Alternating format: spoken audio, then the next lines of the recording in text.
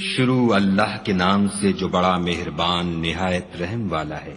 ہم نے نوح کو ان کی قوم کی طرف بھیجا کہ پیشتر اس کے کہ ان پر درد دینے والا عذاب واقع ہو اپنی قوم کو ہدایت کر دو۔ انہوں نے کہا کہ بھائیو، میں تم کو کھلے طور پر نصیحت کرتا ہوں کہ خدا کی عبادت کرو اور اس سے ڈرو اور میرا کہا مانو۔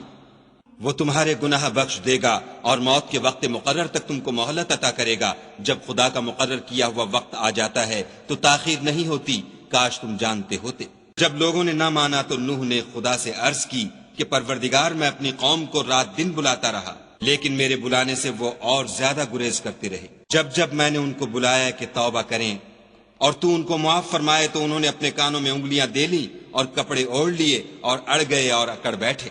پھر میں ان کو کھلے طور پر بھی بلاتا رہا اور ظاہر اور پوشیدہ ہر طرح سمجھاتا رہا، اور کہا کہ اپنے پروردگار سے معافی مانگو کہ وہ بڑا معاف کرنے والا ہے۔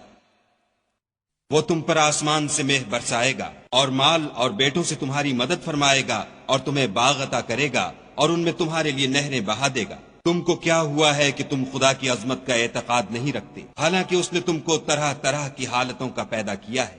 کیا تم نے نہیں دیکھا کہ خدا نے 7 آسمان کیسے اوپر تلے بنائے ہیں، اور چاند کو ان میں زمین کا نور بنایا ہے اور سورج کو چراغ ٹھہرایا ہے؟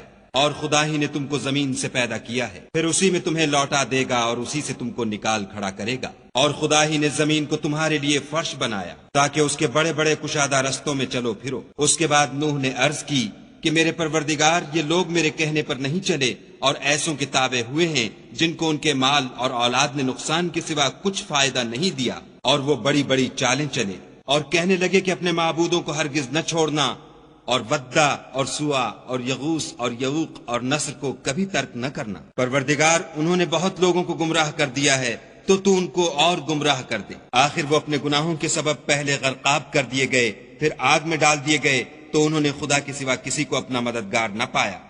اور پھر نوح نے یہ دعا کی کہ میرے پروردگار، کسی کافر کو روئے زمین پر بستہ نہ رہنے دے۔